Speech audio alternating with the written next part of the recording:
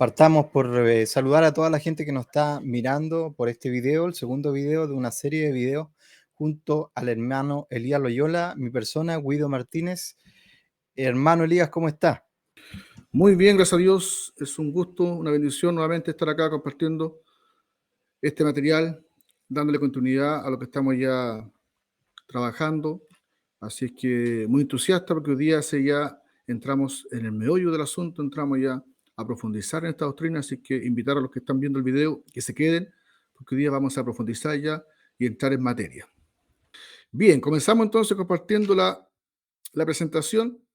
Como dijimos ya, en el video anterior ya hicimos un contexto histórico del tema, de dónde se originó, ¿no es cierto?, el calvinismo, a pesar de que el nombre calvinismo propiamente tal quizás se le asignó en el siglo XVI, cuando ya llegó recién a la existencia Calvino, pero nos dimos cuenta que ya desde el siglo IV venían, ¿no es cierto?, estos principios latentes ya existentes en la iglesia. Hoy día entonces vamos a exponer esta doctrina, como dice acá, una exposición de la doctrina de la predestinación, ¿no es cierto?, o popularmente llamado el calvinismo, para poder entender, ¿no es cierto?, a qué se refiere, cómo se presenta esta doctrina. Y para eso vamos a ocupar la Confesión de Fe de Westminster, la cual, ¿no es cierto?, expone esta doctrina de una manera muy bien detallada, ¿no es cierto?, y que representa mayormente, ¿no es cierto?, la fe o la declaración de fe, de confesión de fe de las iglesias presbiterianas y las iglesias reformadas. Así que vamos a comenzar entonces compartiendo la definición que la misma confesión de fe de Westminster, ¿no es cierto?, nos presenta, Guido. ¿Se la puedes leer tú, por favor? Dios, desde la eternidad, por el santo y sabio consejo de su voluntad, ordenó libre e inalterablemente todo lo que sucede. Sin embargo, lo hizo de tal manera que Dios no es el autor del pecado, ni hace violencia a la libertad de sus criaturas, ni quita la libertad ni contingencia de las causas secundarias, sino más bien las establece. Y más adelante dice, aunque Dios sabe todo lo que puede acontecer en toda clase de condición o contingencia que se pueda suponer, sin embargo, nada decretó porque lo preveía como porvenir o como cosa que habría de suceder en condiciones dadas. Así es, efectivamente, entonces, como la confesión de fe de Westminster entonces presenta o expone esta doctrina de la predestinación. La doctrina entonces de la predestinación presenta el propósito de Dios como absoluto e incondicional, independiente de toda la creación y originándose solo en el eterno consejo de su voluntad, como decía, ¿no es cierto?, la definición que recién leímos. Presenta a Dios como el Rey exaltado y poderoso que ha determinado el curso de la naturaleza y que dirige el curso de la historia hasta en sus más mínimos detalles. El decreto divino es eterno, inmutable, santo, sabio y soberano. Abarca no solo el curso del mundo físico, sino también todo evento de la historia humana, desde la creación hasta el juicio, e incluye toda actividad de los santos y ángeles en el cielo y de los réprobos y demonios en el infierno. Abarca la extensión completa de la existencia de todas las criaturas a través del tiempo y la eternidad, e incluye a la vez lo que fue o será en sus causas, condiciones, sucesiones y relaciones. Es decir, ¿no es cierto?, en síntesis, según esta definición, la soberanía, ¿no es cierto?, y la predestinación de Dios abarca todas las áreas, ¿no es cierto?, de la creación humana. Eso como se presenta la doctrina, eso como se postula, ¿no es cierto? Vamos entonces hoy día a entrar también en detalle, a ver, ¿no es cierto?, si efectivamente hallamos eso en la Biblia o no. Dicho decreto provee además la dirección providencial bajo la cual todas las cosas se apresuran hacia el fin determinado por Dios, siendo la meta un evento divino lejano hacia el cual toda la creación se mueve. Desde la eternidad, Dios se propuso hacer precisamente lo que está haciendo.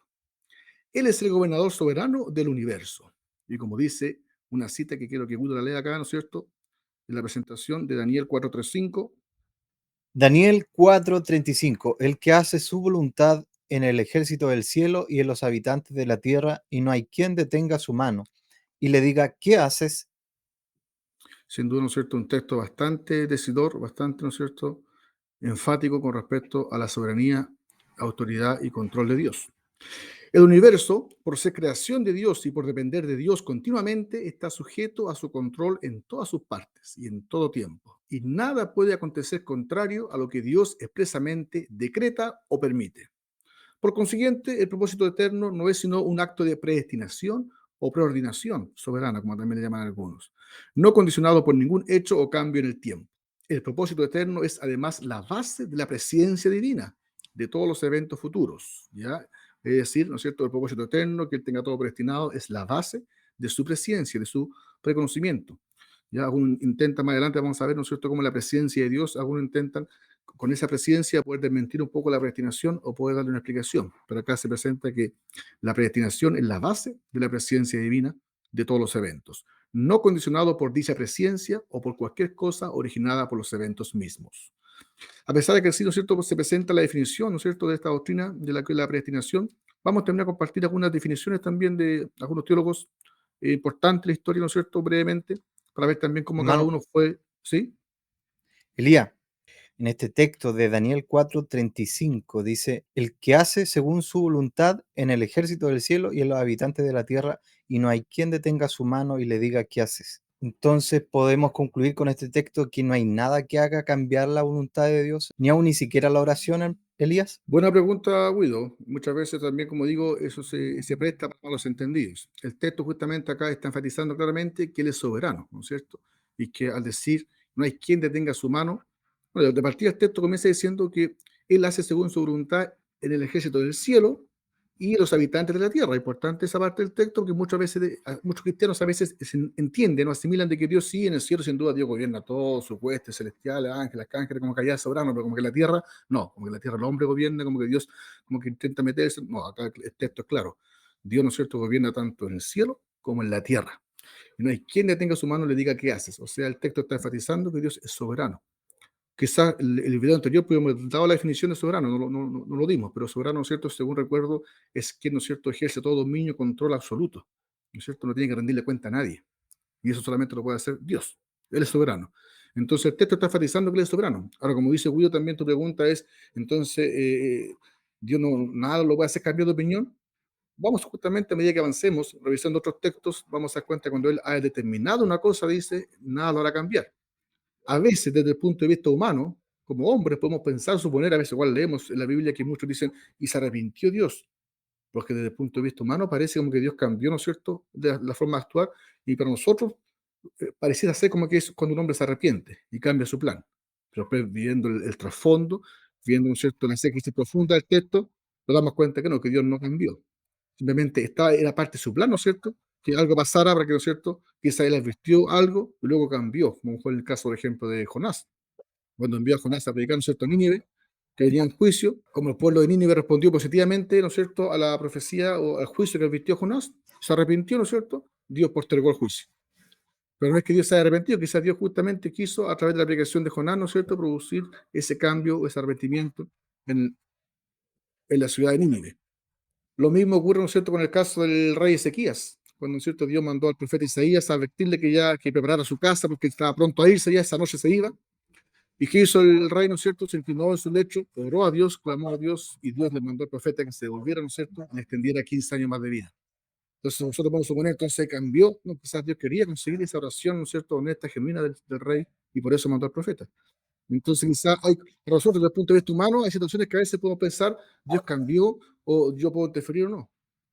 Entonces, es cierto, Dios tiene control de todo y seguro que hemos estudiado todo predeterminado o predestinado. Por eso no quita, ¿no es cierto?, que yo tengo que también actuar de acuerdo a mi conciencia, a mi moral, ¿no es cierto?, a lo que mi espíritu me inspira. Porque a veces, quizás a través de mi oración, de mi intercesión, ¿no es cierto?, Dios puede actuar. Dios se reserva el derecho, ¿no es cierto?, de determinar tanto el fin como los medios. Y a través de la oración de su pueblo, a veces Dios puede perfectamente actuar o cambiar el curso aparente de la historia. Un cambio, digo aparente, porque Él es todo parte de su plan. Bien, entonces proseguimos. Luego de ya he compartido un poco la definición de la confesión de fe de Westminster con respecto a la doctrina de la soberanía de Dios y la predestinación, vamos también a compartir brevemente algunas definiciones, como algunos teólogos de la historia también asimilaban o comprendían o entendían lo que es la predestinación. Vamos a ver acá, por ejemplo, una cita de Juan Calvino para que Guido lea cómo Juan Calvino definía la predestinación. Dice Juan Calvino, llamamos predestinación al eterno decreto de Dios, por el que ha determinado lo que quiere hacer de cada uno de los hombres, porque Él no los crea a todos con el mismo destino o propósito, sino que ordena a unos para la vida eterna y a otros para la condenación perpetua. Por tanto, según el fin para el cual el hombre es creado, decimos que está predestinado a vida o a muerte. Uf. Sin duda, puede parecer un poco drástico, ¿no es cierto? Un poco fuerte, pero como bien vimos en el video anterior, este mismo principio ya Agustín lo había propuesto, ¿no es cierto? Había llegado a esa conclusión 1000 años, un milenio antes de que existiera Juan Calvino. Pero ¿sabes lo que más me llama la atención, Elías? ¿Sí? Es que se pueda definir que, por ejemplo, la última línea que dice aquí este párrafo dice, decimos que está predestinado a vida o a muerte. Es decir, en otras palabras, que hay, hay personas que están predestinadas para muerte. Así es como lo presenta, ¿no es cierto? Por lo menos Juan Calvino, así mismo también lo presentó Agustín, ¿no es cierto? En el ¿Tú lo año, compartes eso también o no? bíblicamente, sí, tenemos que llegar a esa conclusión. Pero, pero Elías, ¿no será Más razonable, más razonable decir que todos merecían la muerte, pero es distinto decir que algunos son predestinados para morir? sí, justamente, pasa, como bien dices tú, todo depende de cómo se plantee o cómo, desde qué punto de vista yo lo estoy como visualizando desde el principio. Tú hablaste o mencionaste una frase muy importante, ¿no es cierto?, que decías cuando toda la raza humana, ¿no es cierto?, estaba o merecía la condenación o estaba condenada. Y eso pienso yo que es un factor clave, ¿no es cierto? Entender, ¿no es cierto?, que no es como que arbitrariamente, como tú al final también quizás lo insinuaste, y muchos lo piensan así, al leer la doctrina la rechazan inmediatamente porque no se imaginan a un Dios, ¿no es cierto?, ahí dictador, tú te salvas, tú te condenas, como que está así. No, tenemos que recordar que Dios está tratando ya con una raza humana caída, corrompida, bajo la ira de Dios. Toda la raza humana fue probada en Adán. Cuando lleguemos al momento, ¿cierto?, de analizar los 5 puntos uno por uno, cuando veamos la inhabilidad total del hombre, analicemos la caída en profundidad, ahí vamos a llegar a esa conclusión, ¿no es cierto?, de que en Adán Dios probó a toda la raza humana. ¿Ya? Y era una forma también correcta, justa, lícita de hacerlo. Dios no podía estar probando a cada ser humano que naciera uno por uno. Entonces, había que, se necesitaba un representante, ¿no es cierto?, una cabeza federal que representara a toda su descendencia, la cual fue Adán. Entonces, en Adán Dios probó a toda la raza humana y resultó ser culpable. Adán, ¿no es cierto? Sin ninguna, Adán con todo conocimiento de causa, ¿no es cierto? Pecó deliberadamente, desobedeció, ¿no es cierto? Rechazó la voluntad de Dios, ¿no es cierto? Y desobedeció a Dios. Por lo tanto, no hay justificación alguna, ¿no es cierto?, para la caída de Adán. Y si alguien puede decir, ¿pero qué eso es injusto? Porque fue Adán, no fui yo. La pregunta que surge, ¿y quién te garantiza, cómo tienes tu seguridad que tú no hubieses caído tanto o antes incluso que Adán? Porque Adán fue probado en el mejor de los escenarios posibles. Fue puesto en el paraíso, en el Edén, tenía comunión con Dios, no le faltaba nada, ¿no es cierto? Y aún así, en el mejor de los escenarios posibles, y lo mejor aún que Adán no tenía esta tendencia al pecado que tenemos nosotros. Adán fue creado perfecto. Y bajo esa condición, desobedeció, cayó. Y producto del pecado, ¿no es cierto?, de esa desobediencia, vemos inmediatamente en el capítulo 3 de Génesis cómo Adán se escondió, ¿no es cierto? Ya el efecto del pecado se hizo notar en él, tanto físicamente como espiritualmente. Y nosotros, toda la raza humana, queramos no aceptarlo, nacimos y provenimos del Adán caído, lamentablemente. No del Adán antes de la caída, no del Adán perfecto. Todos nacemos del Adán caído. Después que Adán, ¿no es cierto?, cayó, fue expulsado del paraíso, ahí comenzó, ¿no es cierto?, a multiplicarse la tierra, los hombres en la tierra, y todos nacimos de ese Adán caído. Y ejemplo de eso, ¿no es cierto?, prueba de eso, Caín, el primer hijo que tuvo Adán, el primer homicida que hubo. Entonces el pecado inmediatamente afloró en la raza humana.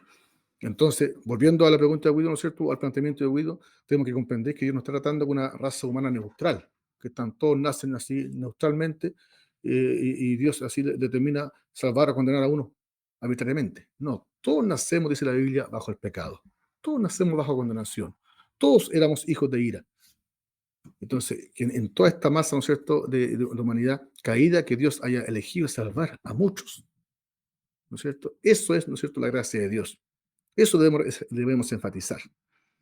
Entonces, justamente, mucho el ser humano a veces, creyendo, entre comillas, ser más bondadoso que Dios, y ojo también, en paréntesis, yo sé que estos cuestionamientos son válidos y son lícitos hacerlo, pero muchas veces igual intentando, entre comillas, defender a Dios o intentando ser más justo, más bondadoso que Dios, de todos modos, de manera consciente o inconsciente, estamos cuestionando su propósito, estamos cuestionando su voluntad. Como decía también el primer video cuando lo presentamos acá, muchos teólogos también opinaron que este es un tema muy profundo, que estamos ya navegando, ¿no es cierto?, acá el consejo de Dios, el consejo eterno. Y por eso es que Pablo en Romanos 9 es muy claro cuando empieza ahí a hablar con su, ¿no es cierto? Con su oyente o su futuros lectores de la carta. Y la respuesta de él le dice, pero antes, ¿quién eres tú, hombre, para contradecir a Dios o para que, ¿no es cierto?, alterques con Dios? O sea, Pablo lo resume todo a su soberanía, a su voluntad. Entonces, de todos modos, volviendo al tema, ¿no es cierto?, para no desviarme tanto, Dios, ¿no es cierto?, dentro de esta raza caída, ¿no es cierto?, corrompida, eligió salvar a muchos. Es que no haya querido salvarlos a todos, es la pregunta que muchos pueden hacerse. Ha llegado el momento, quizás vamos también a revisar los pasajes, los textos, los fundamentos, para poder dar una respuesta a eso. Pero por el momento debemos quedarnos que dentro de una raza caída, que solamente merecía la condenación justa, Dios eligió a muchos para salvación. Entonces, en síntesis, a pesar de que Calvino acá lo presenta así, Dios predestinó a hombres para salvación y a hombres para condenación. En el estricto rigor, ¿no es cierto?, el hombre que es condenado, que se pierde porque sus pecados llevan a la muerte. O sea, Romanos 6 dice claro, la paga del pecado es muerte. Simplemente quizá Calvino y todos los teólogos lo presentan así, porque finalmente Dios también permite que eso pase. Pero en el fondo es que los que están en el infierno no es porque Dios determinó, tú te vas al infierno. Los que están, ¿no es cierto?, condenados actualmente y seguirán siendo condenados es porque sus pecados los llevan a eso. La paga del pecado es la muerte. Dios lo permite que eso pase, eso es cierto. Eso no me quita, ¿no es cierto?, que Dios también así lo quiere. Pero no es Dios que deliberadamente, ¿no es cierto?, empuja al hombre a pecar o que lo manda al infierno. Los que se pierden es porque su pecado, ¿no es cierto?, porque son pecadores, se van al infierno. Además de Calvino, también tenemos, ¿no es cierto?, cómo definía esta misma doctrina Martín Lutero, Guido, se puede leerlo.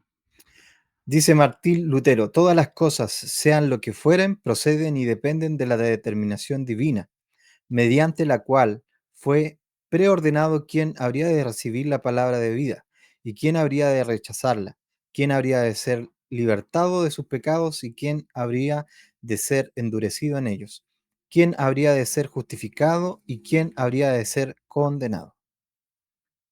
Otra mirada, ¿no es cierto?, otro punto de vista, quizá apunta a lo mismo, pero Lutero, ¿cierto?, lo presenta así, como que Dios también determinó quién habría de recibir la palabra, ¿cierto?, y quién habría de rechazarla. O sea, en el fondo, todos estaban perdidos. Todos estaban bajo condenación, todos eran sujetos de la ira de Dios. Solamente que Dios, ¿no es cierto?, determinó y decidió, ¿no es cierto?, conceder la gracia a unos para que puedan recibir la palabra y ser justificados, y a otros simplemente, como bien dice Lutero acá, dejarlos en sus pecados.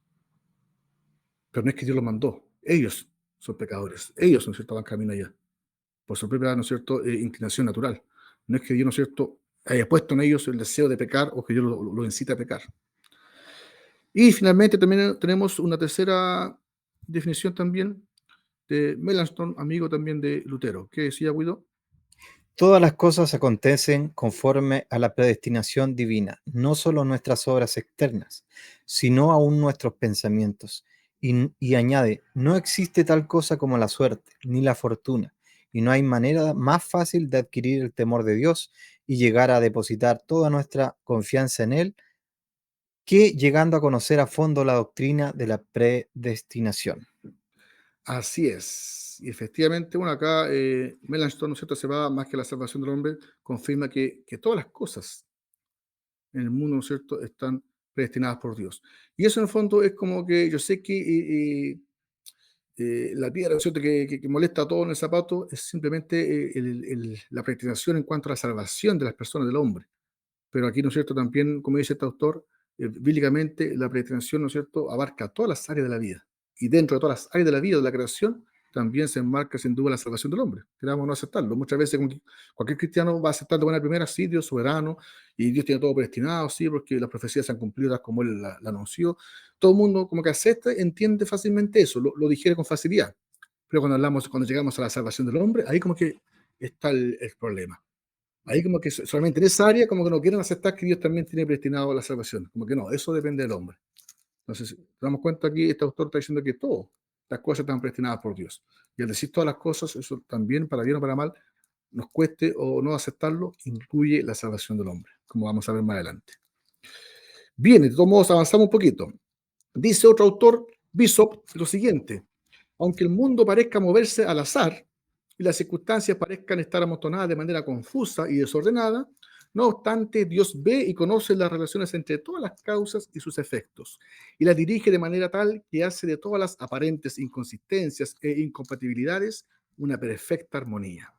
Es sumamente necesario que tengamos nuestro corazón bien fundamentado en la creencia firme y estable de que esta verdad, de esta verdad, para que suceda lo que suceda, sea bueno o sea malo, podamos, ¿no es cierto?, alzar nuestros ojos al dador de todo, a Dios. En lo que a Dios concierne, nada hay en el mundo que suceda por casualidad ni contingencia. Contingencia, ¿no es cierto?, es la probabilidad de que algo pueda suceder o no. Si un amo, por ejemplo, mandara a un siervo a cierto lugar y le ordenare permanecer allí hasta cierto tiempo, y poco tiempo después mandare a otro siervo al mismo lugar, el encuentro de estos dos siervos sería casual respecto de ellos mismos, pero ordenado, ¿no es cierto?, y previsto por el amo que los envió.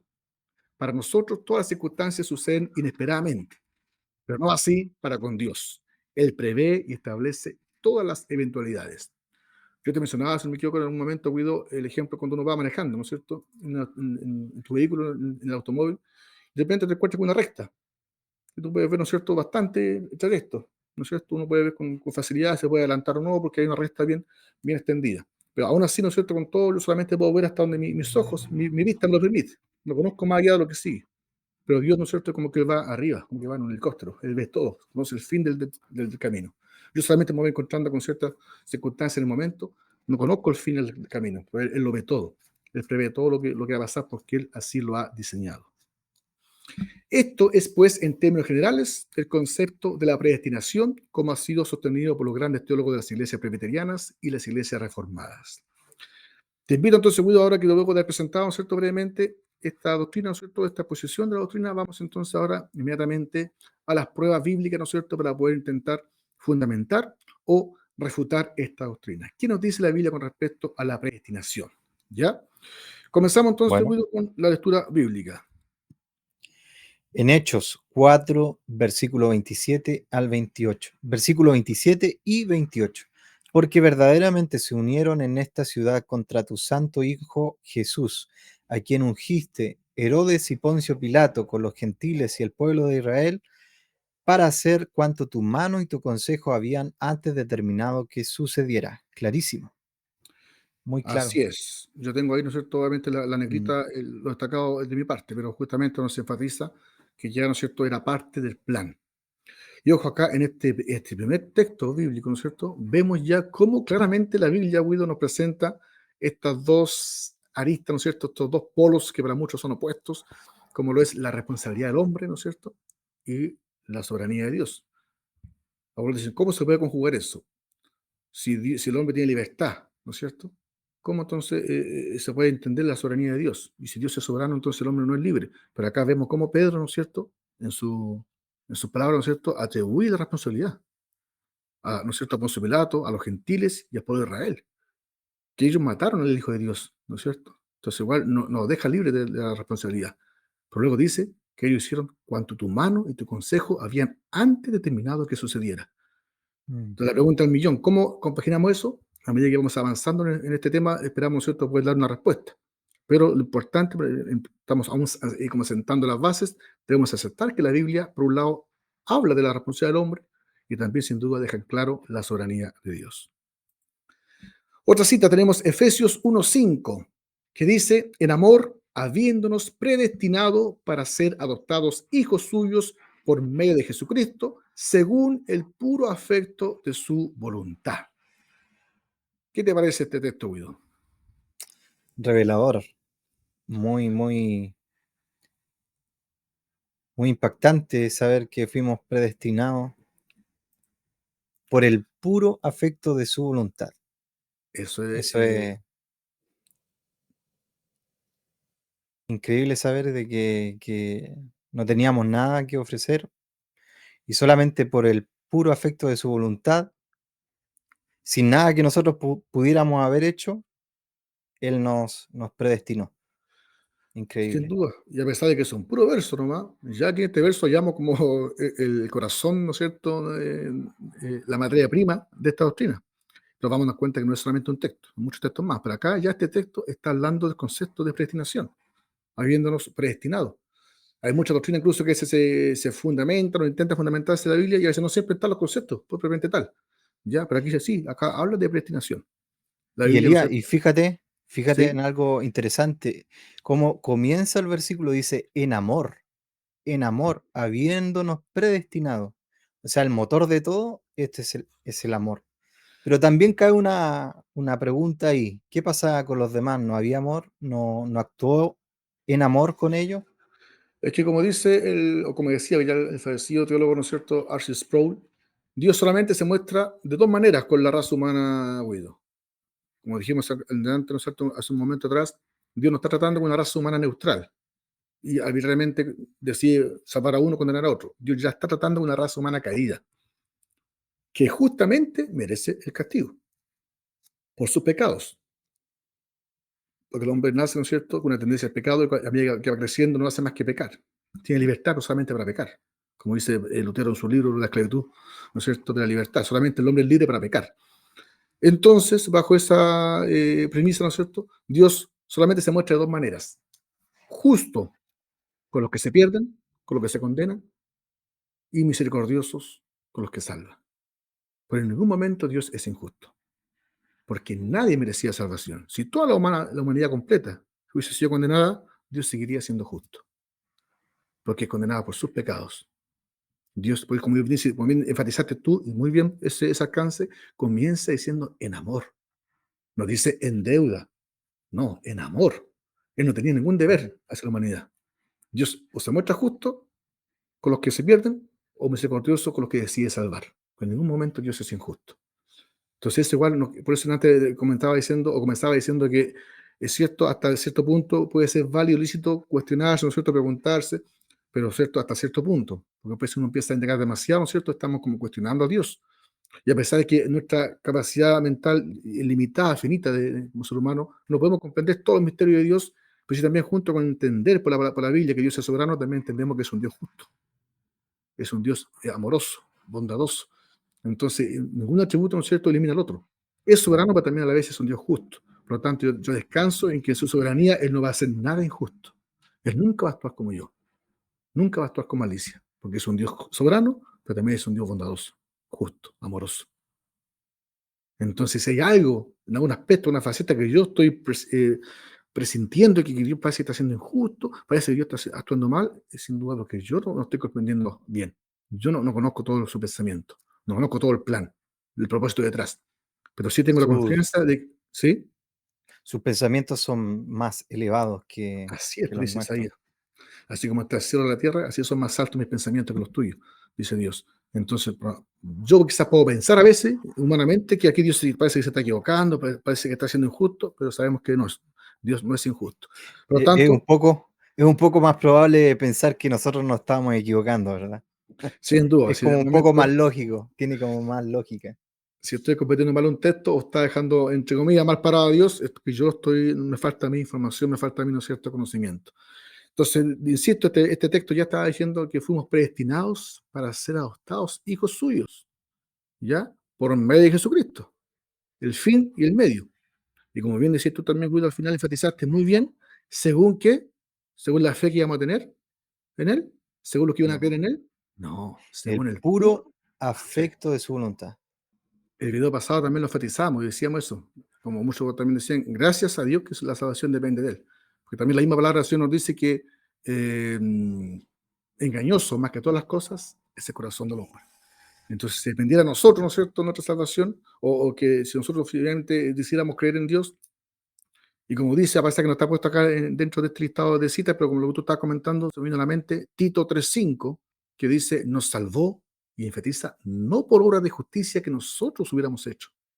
O sea, no por la fe que yo iba a tener o porque yo decidí creer, sino dice por su misericordia, por el lavamiento de la regeneración y por la renovación en el Espíritu Santo.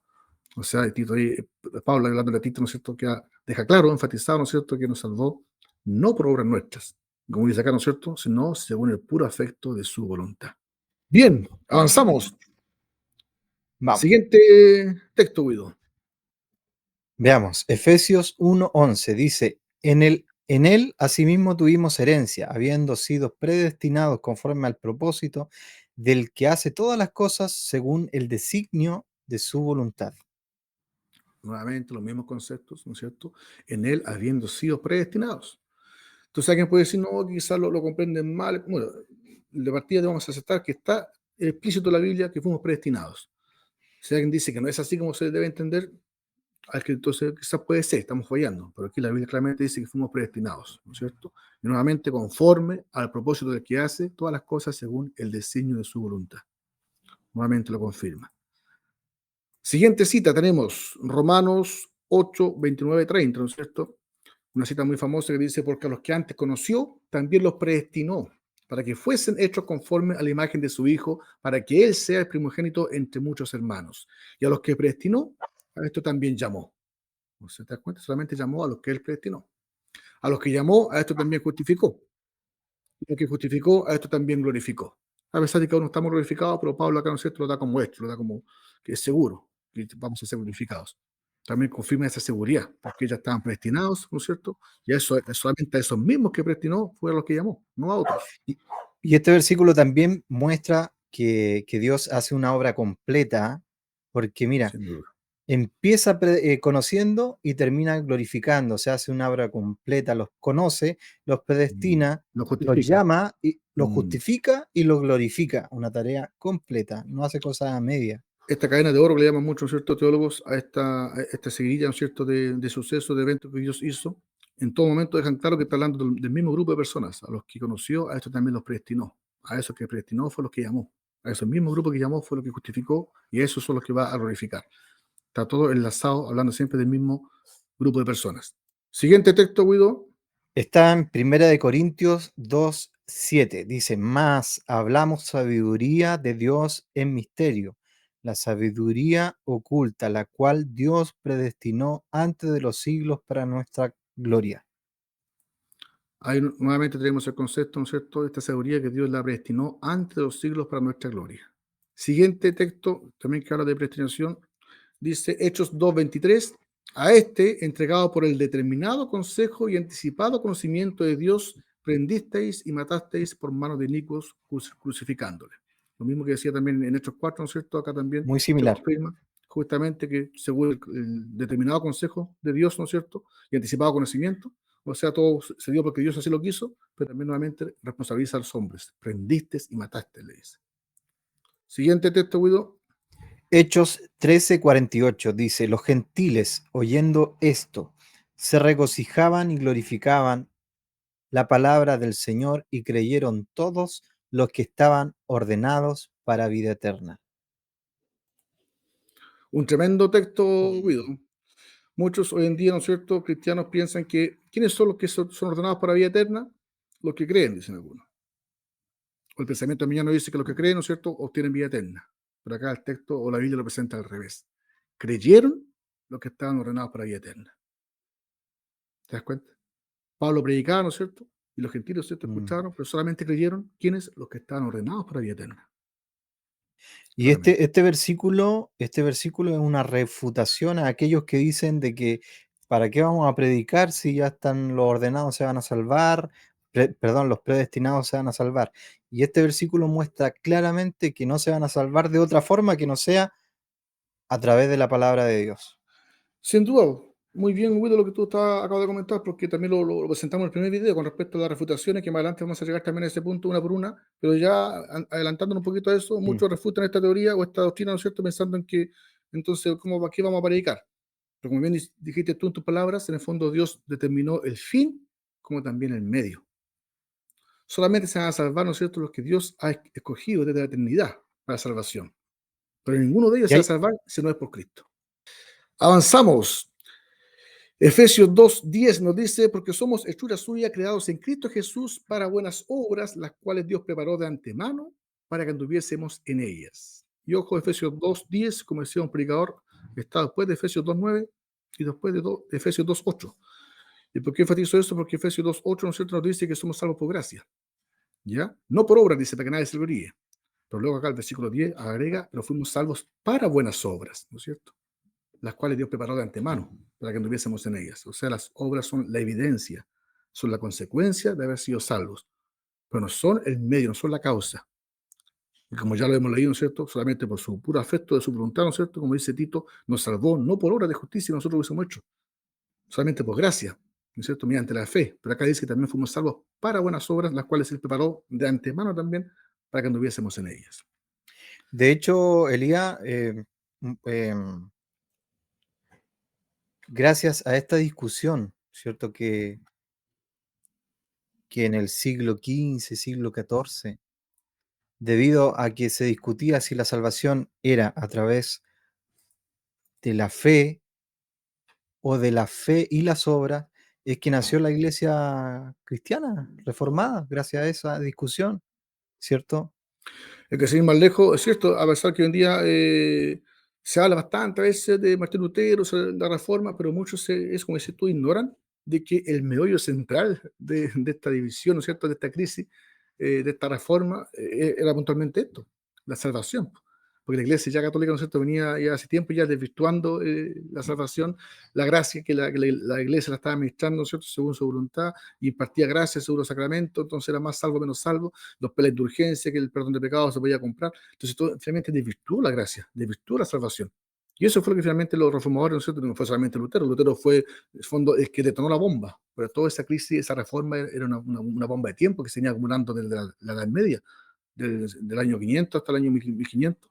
Ya había, ¿no es cierto?, crisis, corrupción moral, eclesiástica, doctrinal en la iglesia, y ya antes que Lutero ya habían ido, había otros reformadores ya. Entonces simplemente era cosa de tiempo, eso iba a explotar sí o sí. Pero el meollo, como bien dices tú, era esto, efectivamente, si la salvación depende del hombre, si la salvación depende de las obras, depende de los sacramentos, de la penitencia, o efectivamente depende solamente de Dios, de su gracia. De hecho, Lutero decía, si el Papa tiene la facultad de sacar a las almas del purgatorio o a través de la indulgencia, ¿cierto? Lutero decía, ¿por qué si él tiene la facultad de hacerlo, por qué cobra y por qué no por amor saca todas las almas de ahí? ¿Sí o Así no? es, justamente el mismo como esquema de ellos se les caía, se desarmado. Entonces, si él tiene ese poder, esa facultad, ¿por qué Por cobrar? amor, ¿no? Eso, ¿por qué Claro. hacer uso de esa autoridad solamente que él tiene esa facultad para cobrar? Sí, ¿dónde está el amor? Entonces, claramente también, insisto, más allá de que sea una mala comprensión, esto está tergiversando y está, ¿cierto?, denigra la obra de Cristo. Si Pablo fue claro, La sí, desprecia, sí, pues sí, sí, o por desprecia gracia, ahora. entonces dice, justamente dice Pablo, los que persisten en guardar la ley, de la gracia han caído, de Cristo te desligaste. O sea, por demás vino Cristo entonces. Es un desprecio, ¿no es cierto?, a la obra de Cristo. Avanzamos. Siguiente cita, Guido. La siguiente dice Romanos 9:23, ¿y para qué hacer notorias las riquezas de su gloria? Las mostró para con los vasos de misericordia que él preparó de antemano para gloria. Nuevamente nos muestra acá que él preparó de antemano estos vasos en los cuales él iba a mostrar su misericordia. Y ¿Ya? en otro texto dice que hay vasos de honra y vasos de De deshonra, en este mismo capítulo, capítulo 9 de Romanos, ¿no es cierto? Capítulo más decidor, ¿no es cierto?, con respecto a esta doctrina de la predestinación. Ahí también habla de cómo Dios eligió a Jacob y aborreció a Saúl, ¿no es cierto? Habla también de la elección de Isaac, ¿no es cierto?, con respecto al otro hijo de Abraham, a Ismael. Habla todo, ¿cierto?, eso, y finalmente también termina el argumento de Pablo diciendo que acaso no tiene Dios como alfarero, no tiene la facultad de la misma masa crear vasos para honra y vasos para deshonra. Entonces, supuestamente acá dice esos vasos, ¿no es cierto?, que el preparador de honra, con antelación, ¿no es cierto?, los tenía preparados ya para poder manifestar su misericordia en ellos. Y también a los vasos que preparó para deshonra, dice, también los soportó.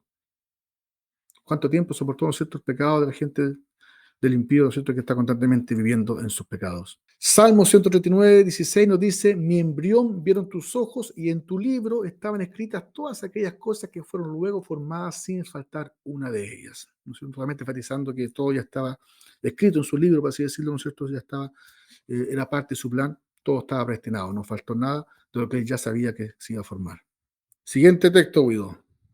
dice en Primera de Pedro 1 del versículo 19 al 20, sino con la sangre preciosa de Cristo, como de un cordero sin mancha y sin contaminación, ya destinado desde antes de la fundación del mundo, pero manifestado en los postreros tiempos por amor de vosotros. Otro texto, ¿no es cierto?, que nos confirma que, mira, interesante este texto nos da, ¿no es cierto?, la confirmación de que la caída no fue, ¿no es cierto?, un desliz dentro del plan de Dios. La caída del hombre estaba, ¿no es cierto?, considerada, era parte del plan de Dios.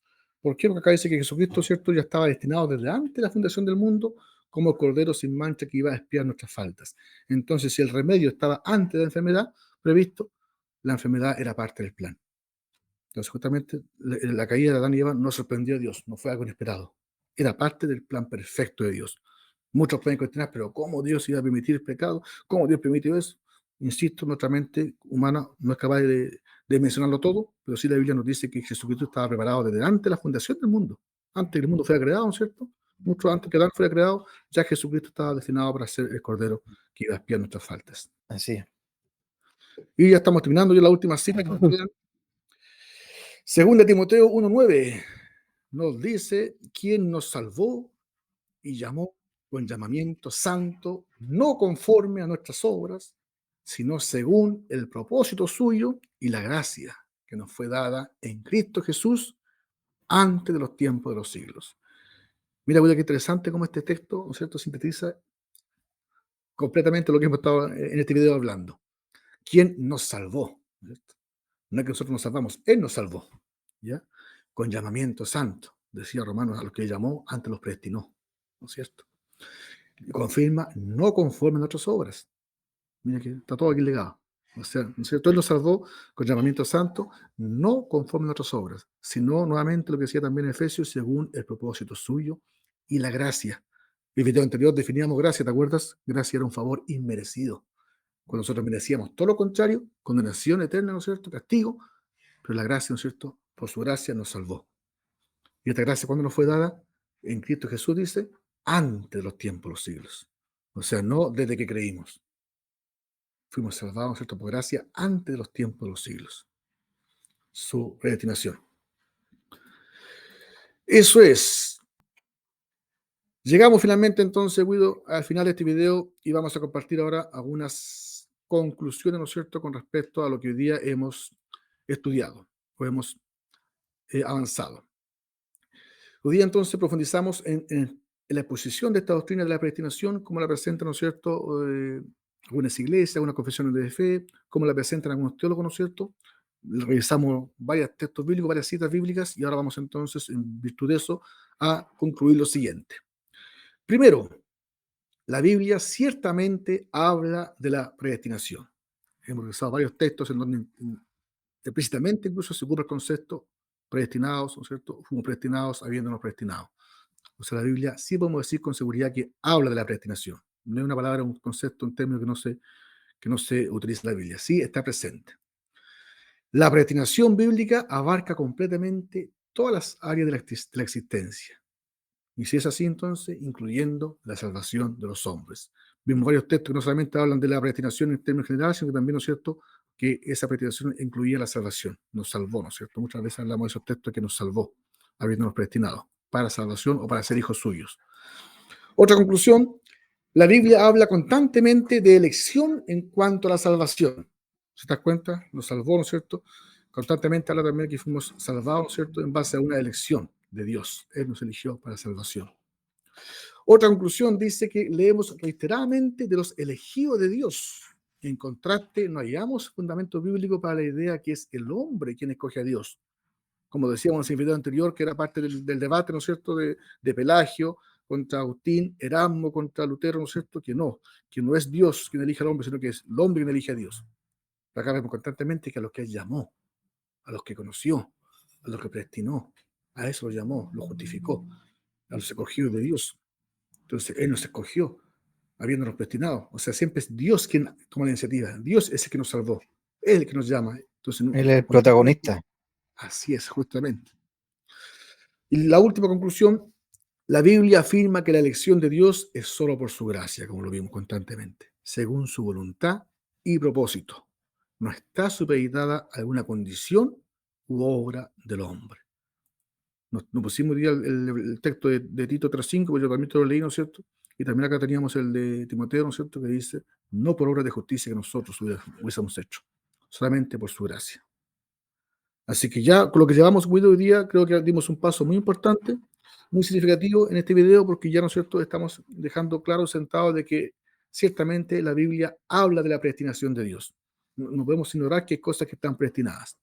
Si quizás alguien aún no está muy convencido, seguro de que esta predestinación incluye la salvación del hombre, vamos a seguir avanzando en esa área, pero ya estamos dejando estas bases, ¿no es cierto?, por sentadas, ¿no es cierto?, que efectivamente la Biblia habla y hay bastante texto fundamento para aceptar y creer que la Biblia habla de predestinación y que al parecer, por lo que hemos leído, esta predestinación incluye la salvación del hombre, la elección de hombres para salvación y, ante todo, por medio de su gracia. Lo que más ha enfatizado, no por obras de justicia que nosotros hubiésemos hecho, sino mediante Jesucristo.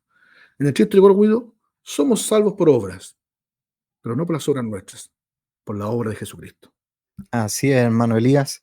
Ya estamos terminando este segundo video, hermano Elías. Así es. No sé si tú quieres dar algún adelanto interesante del próximo video para que la gente no se quede sin ver el próximo video, y los que vienen llegando recién en este video, vamos a dejar ahí el video anterior para que no se pierdan ninguna parte de este increíble estudio de la soteriología. Así es, hoy día, como dijimos, dejamos ya sentadas las bases de lo que es la predestinación. Ya vimos cómo se expone esta doctrina. En el próximo video vamos a hablar de lo que es el plan de Dios, ¿no es cierto? Que esta predestinación, ¿no es cierto?, obviamente incluye un plan. Y vamos a ver, ¿no es cierto?, el alcance de esta soberanía de Dios, hasta qué área, ¿no es cierto?, de la vida llega. El próximo video vamos a tener muchas más citas bíblicas, muchos textos, así que también es importante ante todo ir contrastando lo que teólogos dicen, lo que la iglesia dice, nuestros pensamientos, nuestras reflexiones, pero ante todo contrastarlo con la palabra del Señor. Así que en el próximo video hay muchos textos bíblicos también, vamos a ver el alcance, ¿no es cierto?, lo que abarca el plan de Dios, todas las esferas de la vida del hombre, hasta donde, según la Biblia, vemos que el plan de Dios llega. Así que le invito a que siga, ¿no es cierto?, esta serie, está muy interesante, es un tema muy, ¿no es cierto?, cautivador, difícil de digerir, pero esperamos ir de a poco, un paso a la vez, ¿no es cierto?, para poder, ¿no es cierto?, sintetizarlo y tratar de simplificarlo lo que más se pueda. Pero le invito a que no se saliente, que siga, porque vamos avanzando. Y como dijimos al principio, el primer video, el conocer en profundidad esta doctrina, creo que es muy gatillante y preponderante y es muy beneficiosa, tanto para no convertidos, no creyentes, como también incluso para el pueblo cristiano. Que no la conozcan, ¿no es cierto?, aún, ¿no es cierto?, se está perdiendo de algo muy importante como es la gracia del Señor. Elías, que esté muy bien, me despido también de la gente, y no se olvide suscribirse a nuestro canal Conversatorio Bíblico, compartir los videos a alguna persona que usted considere que le puede servir, hacer un comentario y darle me gusta para que así nos ayude para que este video pueda llegar a más personas. Elías, que tengas una muy buena semana, nos vemos pronto, bendiciones, hermano Elías. Así es, un abrazo a todos y nos vemos en el siguiente video. Bendiciones.